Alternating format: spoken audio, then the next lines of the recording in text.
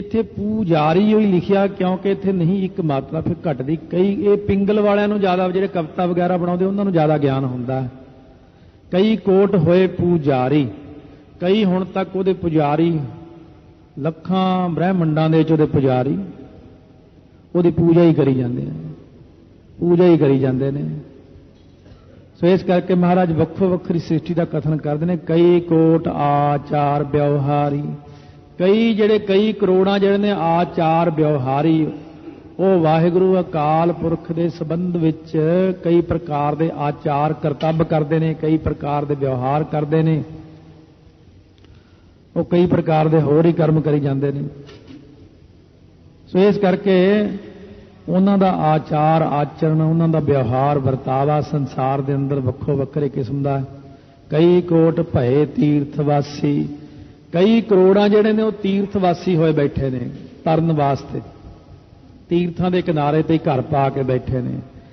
ਕਈ ਕੋਟ ਮਨ ਭ੍ਰਮ ਹੈ ਉਦਾਸੀ, ਕਈ ਕਰੋੜਾਂ ਜੰਗਲਾਂ ਦੇ ਵਿੱਚ ਭਟਕੇ ਫਿਰਦੇ ਨੇ, ਉਦਾਸੀ ਬਣ ਕੇ ਰੱਬ ਦੀ ਪ੍ਰਾਪਤੀ ਲਈ ਕੋਸ਼ਿਸ਼ ਕਰਦੇ ਨੇ, ਉਦਾਸ ਬਿਰਤੀ 'ਚ ਬੈਠੇ ਰਹਿੰਦੇ ਨੇ, ਜੰਗਲਾਂ ਵਿੱਚ ਭਟਕਣਾ ਖਾਂਦੇ ਨੇ।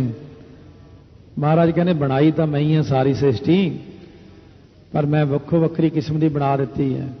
ਕਈ ਕੋਟ ਵੇਦ ਕੇ ਸਰੋਤੇ, ਕਈ ਕਰੋੜਾਂ ਬੰਦੇ ਵੇਦਾਂ ਸ਼ਾਸਤਰਾਂ ਸਿਮਰਤੀਆਂ ਦੇ ਸਰੋਤੇ ਬਣ ਕੇ ਸੁਣਦੇ ਰਹਿੰਦੇ ਨੇ।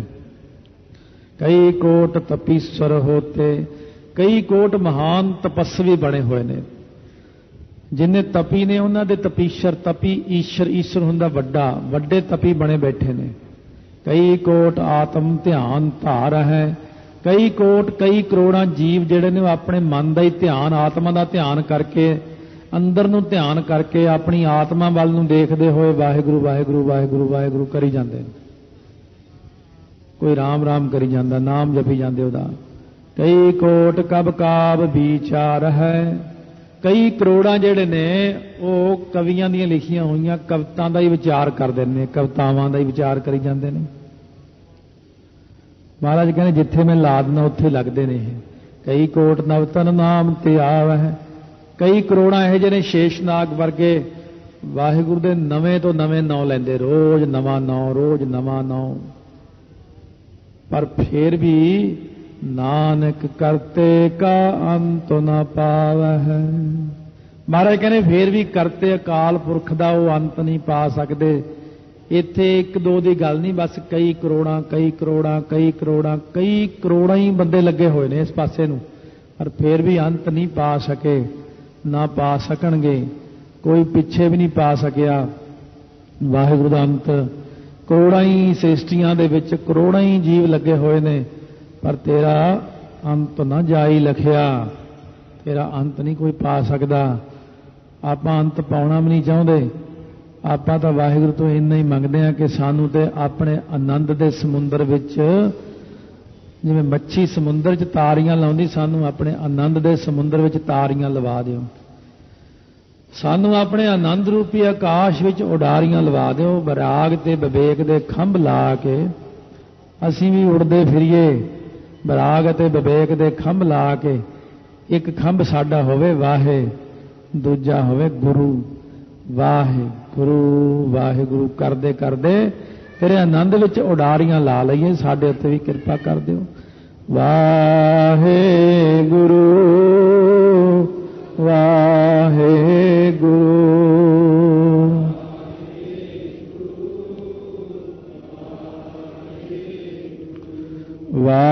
ਵਾਹਿਗੁਰੂ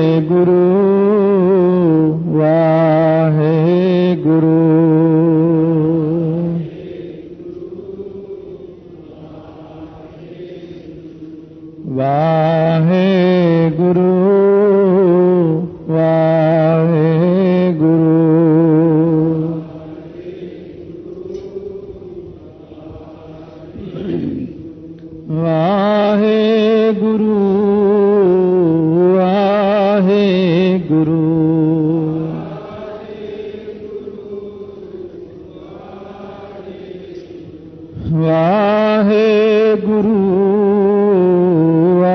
ਵਾਹਿਗੁਰੂ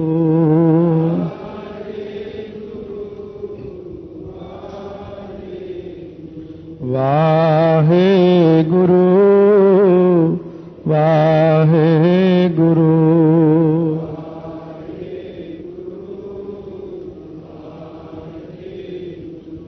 वाहेगुरु वाहेगुरु।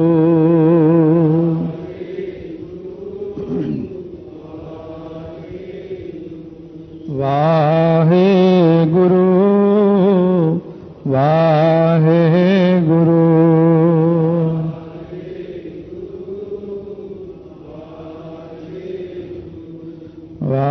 वाहेगुरु वाहेगुरु।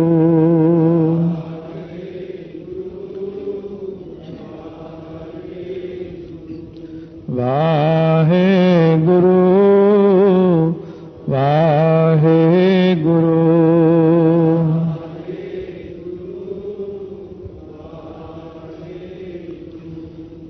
वाहेगुरु वाहेगुरु।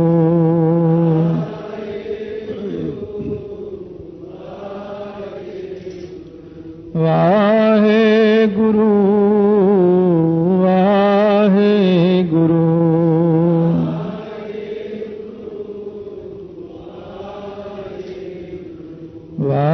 वाहेगुरु वाहेगुरु।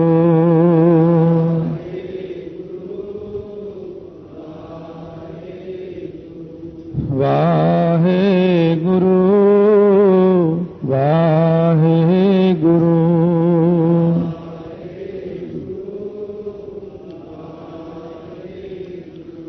एक ओंकार वाहेगुरु सतनाम वाहेगुरु। एक ओंकार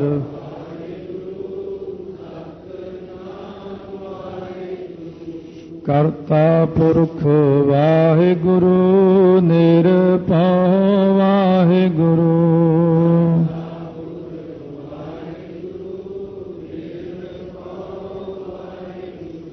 निरवैर वाहेगुरु अकाल मूरत वाहेगुरु।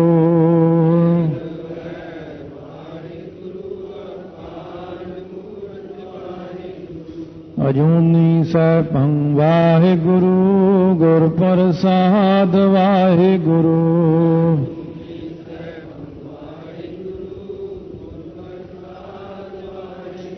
जप आद सच वाहेगुरु जुगाद सच वाहेगुरु।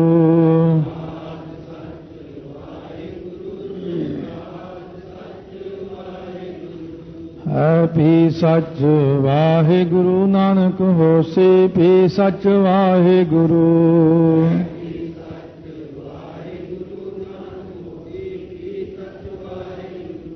वाहेगुरु वाहेगुरु वाहेगुरु वाहेगुरु।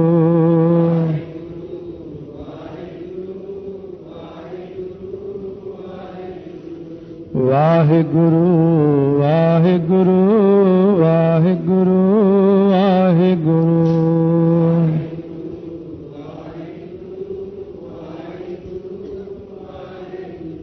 वाहेगुरु वाहेगुरु वाहेगुरु वाहेगुरु।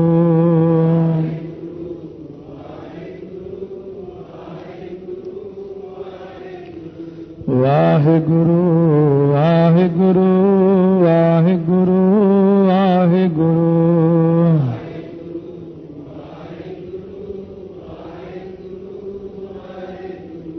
वाहेगुरु वाहेगुरु वाहेगुरु वाहेगुरु।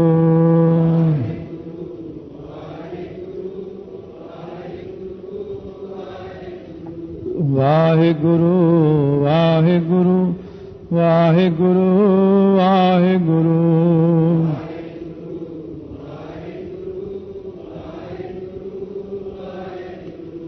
वाहेगुरु वाहेगुरु वाहेगुरु वाहेगुरु।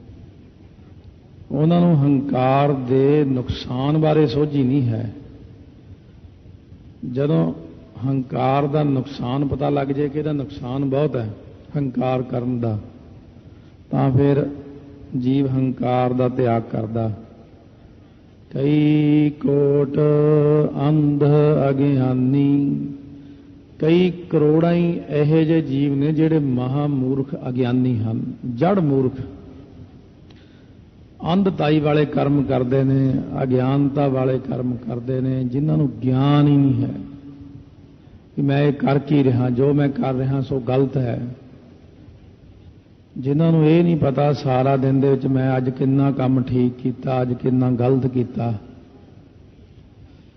ਜਿਹਦੇ ਮਨ ਦੇ ਅੰਦਰ ਇੱਕ ਨਿਸ਼ਾਨਾ ਹੈ ਕਿ ਬਹੁਤ ਜ਼ਿਆਦਾ ਮਾਇਆ ਕਮਾਉਣੀ ਹੈ, ਭਾਵੇਂ ਉਹ ਬੰਦੇ ਮਾਰ ਕੇ ਕਮਾਈ ਜਾਵੇ, ਭਾਵੇਂ ਧੋਖੇ ਕਰਕੇ ਕਮਾਈ ਜਾਵੇ, ਭਾਵੇਂ ਉਹ ਕਿਵੇਂ ਵੀ ਕਮਾਵਾਂ, ਬਸ ਮੇਰਾ ਨਿਸ਼ਾਨਾ ਮਾਇਆ।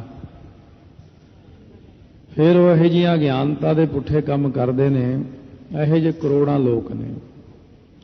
ਕਈ ਕੋਟ ਕਿਰਪਨ ਕਠੋਰ, ਕਈ ਕਰੋੜਾਂ ਹੀ ਐਸੇ ਜੀਵ ਹਨ ਜਿਹੜੇ ਕਿਰਪਨ ਨੇ, ਕੰਜੂਸ ਤੇ ਕਠੋਰ ਸੁਭਾਅ ਵਾਲੇ ਹਨ। ਭਾਵੇਂ ਕੋਈ ਉਹਨਾਂ ਦੇ ਸਾਹਮਣੇ ਚੜ੍ਹਾਈ ਕਰ ਜੇ, ਪਰ ਉਹ ਕੰਜੂਸ ਦੀ ਆਦਤ ਹੁੰਦੀ ਵੀ ਪੈਸਾ ਨਹੀਂ ਖਰਚਣਾ। ਸੋ ਇਸ ਕਰਕੇ ਜਿਵੇਂ ਕੋਈ ਕਹਿੰਦਾ ਰਸਤੇ ਵਿੱਚ ਵਟਪਾਰ ਲੁਟੇਰਾ ਮਿਲ ਗਿਆ ਕਿਸੇ ਨੂੰ, ਬਹੁਤ ਧਨਵਾਨ ਸੇਠ ਸੀ ਕੋਈ, ਕਹਿੰਦਾ ਵੀ ਕੱਢ ਦੇ ਜੋ ਕੁਝ ਹੈ, ਨਹੀਂ ਤੈਨੂੰ ਮਾਰ ਦੂੰਗਾ। ਕਹਿੰਦਾ ਮਾਰ ਭਾਵੇਂ ਦੇ ਵੀ ਪੈਸਾ ਤੈਨੂੰ ਕੋਈ ਨਹੀਂ ਦੇਣਾ ਮੈਂ। ਕਹਿੰਦਾ ਜੇ ਮਾਰੀ ਗਿਆ ਫਿਰ ਪੈਸਾ ਕੀ ਕਰੇਂਗਾ? ਕਹਿੰਦਾ ਬੁਢੇਪੇ 'ਚ ਕੰਮ ਆਊਗਾ ਮੇਰੇ। ਇਸ ਗੱਲ ਪਿੱਛੇ ਕੋਈ ਪ੍ਰਵਾਹ ਨਹੀਂ ਹੈ। ਸੋ ਮਹਾਰਾਜ ਕਹਿੰਦੇ ਨੇ ਇਹ ਜਿਹੇ ਕਠੋਰ ਸੁਭਾਅ ਵਾਲੇ ਕਿਰਪਨ ਲੋਕ ਬੈਠੇ ਸੰਸਾਰ ਦੇ ਅੰਦਰ, ਜਿਹੜੇ ਇਹਨੂੰ ਚੰਗੇ ਪਾਸੇ ਨਾ ਲਾ ਸਕੇ। ਉਹ ਇਹ ਹਰ ਕੇ ਅਰਥ ਖਰਚ ਨਾ ਸਕ ਹੈ, ਉਹ ਹਰੀ ਦੇ ਅਰਥ ਇਹਨੂੰ ਖਰਚ ਨਾ ਸਕੇ, ਜਮ੍ਹਾਂ ਕਰਦੇ ਕਰਦੇ ਚੜਾਈਆਂ ਕਰਕੇ। ਕਈ ਕੋਟ ਅਭਿਗ ਆਤਮ ਨਿਕੋਰ, ਆਤਮ ਮਨ ਕਰਕੇ ਅਭਿਜ ਨਿਕੋਰ ਕੋਰੇ ਹੀ ਰਹਿ ਗਏ, ਜਿਨ੍ਹਾਂ ਦੇ ਮਨ ਦੇ ਉੱਤੇ ਜ਼ਿੰਦਗੀ ਪਰ ਕੋਈ ਅਸਰ ਨਹੀਂ ਪਿਆ ਹੈ। ਉਹਨਾਂ ਲਾ ਕੇ ਕਿੰਨਾ ਹੀ ਪਾਠ ਕਰੋ, ਕਥਾ ਕਰੋ, ਕੀਰਤਨ ਕਰੋ, ਸਿੱਖਿਆ ਦਿਓ, ਉਹ ਬੰਦੇ ਅਭਿਜ ਪੱਥਰ ਦੀ ਤਰ੍ਹਾਂ ਹੀ ਕੋਰੇ ਹੀ ਚਲੇ ਗਏ ਸੰਸਾਰ ਦੇ ਅੰਦਰੋਂ। ਕਈ ਕੋਟ ਪਰ ਦਰਬ ਕਉ ਹਿਰ ਹੈ, ਕਈ ਕਰੋੜਾਂ ਹੀ ਬੰਦੇ ਸੰਸਾਰ ਚਾਹੇ ਜਿਹੜੇ ਪਰਾਏ ਪੈਸੇ ਨੂੰ ਹੀ ਚੋਰੀ ਕਰੀ ਜਾਂਦੇ ਨੇ। ਉਹ ਸਮਝਦੇ ਨੇ ਇਹਦੇ ਵਿੱਚ ਹੀ ਭਲਾ ਹੈ।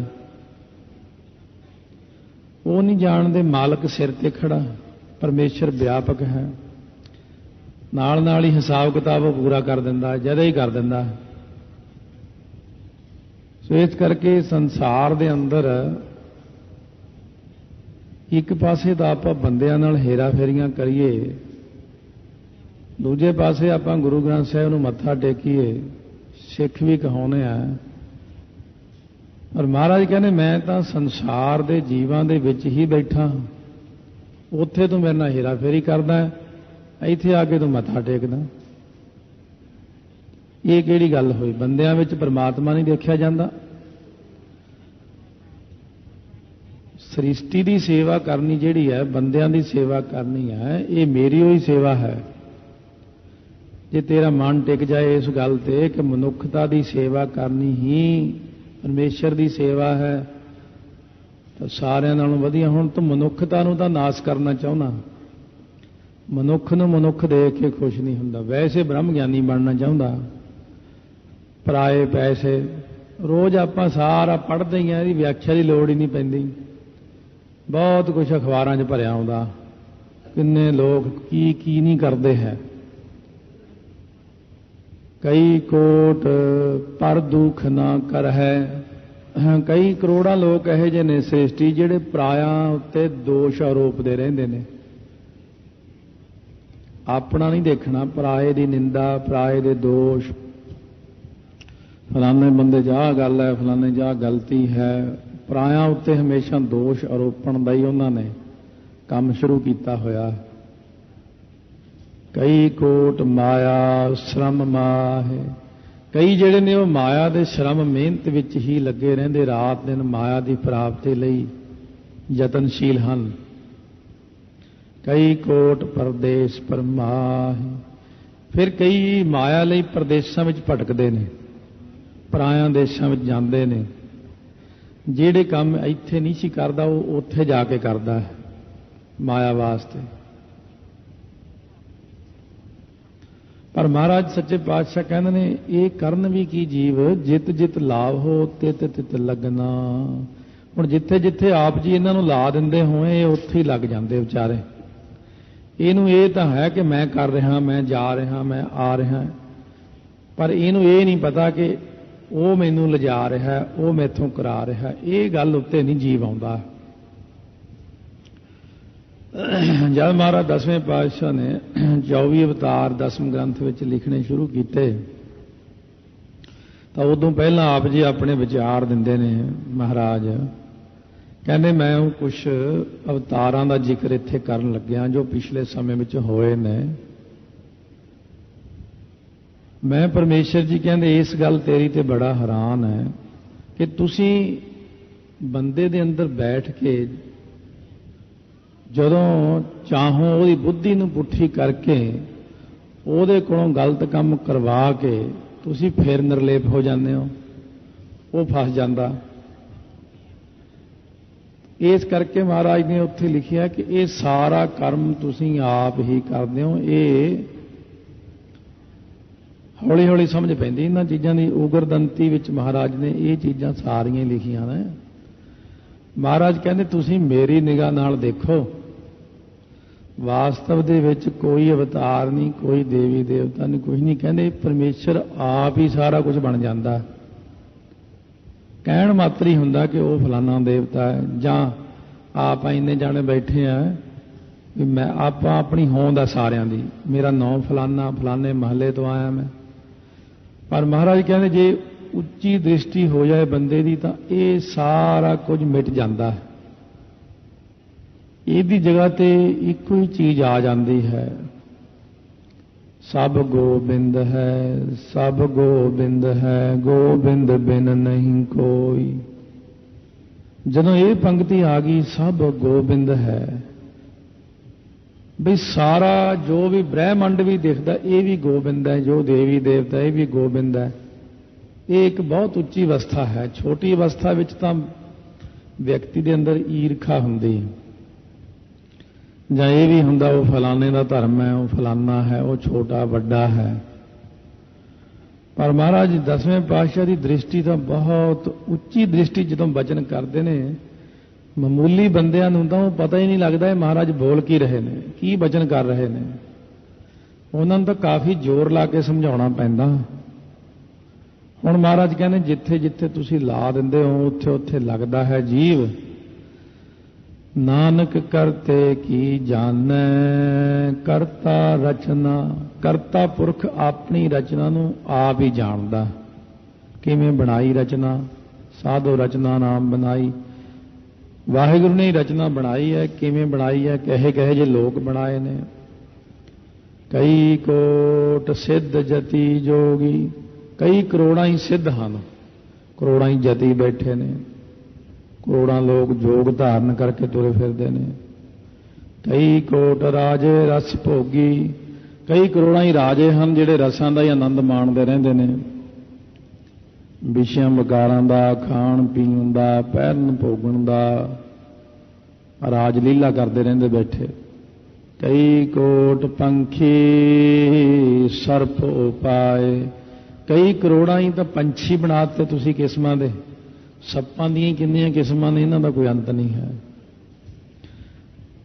ਇਹ ਹੁਣ ਸੁਖਮਨੀ ਸਾਹਿਬ ਦਾ ਪਾਠ ਕਰਨ ਵੇਲੇ ਆਪਣੀ ਸਪੀਡ ਬਹੁਤ ਹੁੰਦੀ ਹੈ, ਇੰਨੀ ਤੇਜ਼ ਸਪੀਡ ਹੁੰਦੀ ਹੈ ਕਿ ਆਪਾਂ ਨੂੰ ਪਤਾ ਹੀ ਨਹੀਂ ਲੱਗਦਾ ਮੈਂ ਕੀ ਬੋਲ ਕੇ ਗਿਆ, ਤੇ ਫਟਾਫਟ ਇਹੀ ਇੱਕ ਖੁਸ਼ੀ ਹੁੰਦੀ ਹੈ ਕਿ ਭੋਗ ਪੈ ਗਿਆ, ਪਾਠ ਹੋ ਗਿਆ।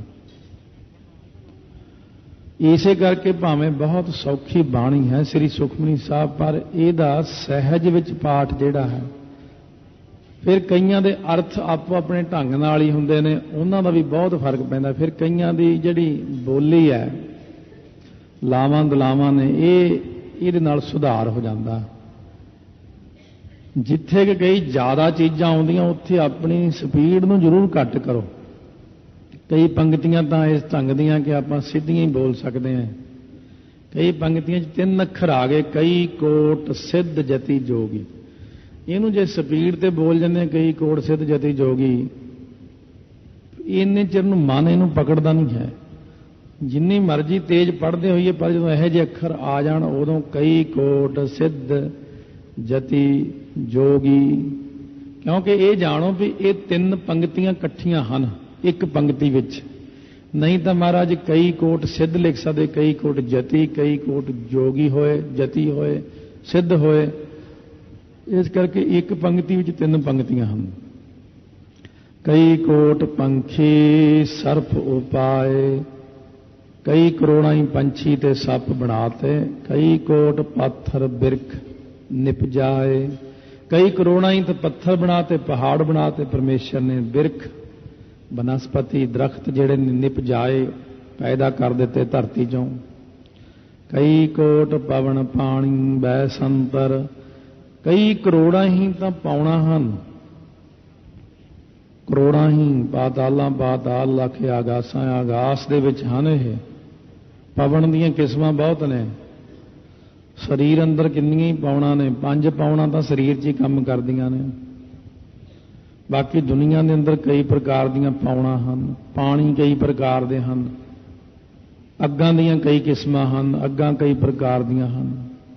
ਕਈ ਕਰੋੜਾਂ, 2 4 6 ਦੀ ਗਿਣਤੀ ਨਹੀਂ ਹੈ। ਕਈ ਕਰੋੜਾਂ ਹੀ, ਕਈ ਕੋਟ ਦੇਸ਼ ਭੂ ਮੰਡਲ, ਕਈ ਕਰੋੜਾਂ ਹੀ ਦੇਸ਼।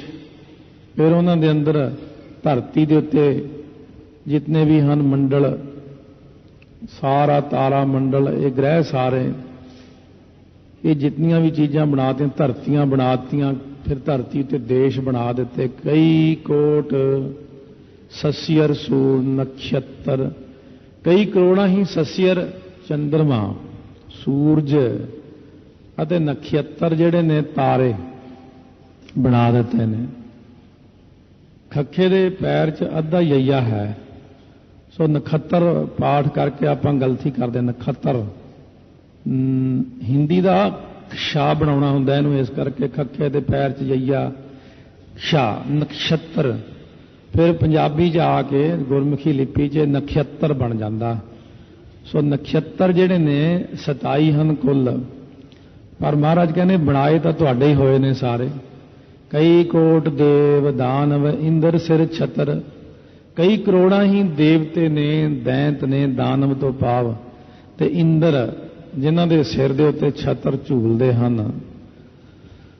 ਇੰਨਾ ਕੁਝ ਬਣਾ ਕੇ ਹੁਣ ਅਖੀਰਲੀਆਂ ਫਿਰ 8 ਪੰਕਤੀਆਂ 'ਚ ਸਿਧਾਂਤ ਸਾਰਾ ਵੱਖੋ ਵੱਖਰਾ। ਫਿਰ 2 ਪੰਕਤੀਆਂ ਦੇ 'ਚ ਬ੍ਰਹਮ ਦ੍ਰਿਸ਼ਟੀ ਨਾਲ ਕਹਿੰਦੇ ਨੇ ਸਗਲ ਸਮਗਰੀ ਆਪਣੇ ਸੂਤ ਧਾਰੈ।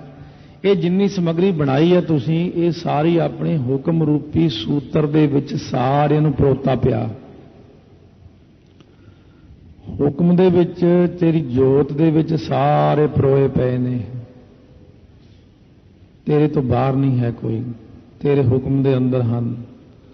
ਨਾਨਕ ਜਿਸ ਜਿਸ ਭਾਵੈ ਤਿਸ ਤਿਸ ਨਿਸਤਾਰੈ।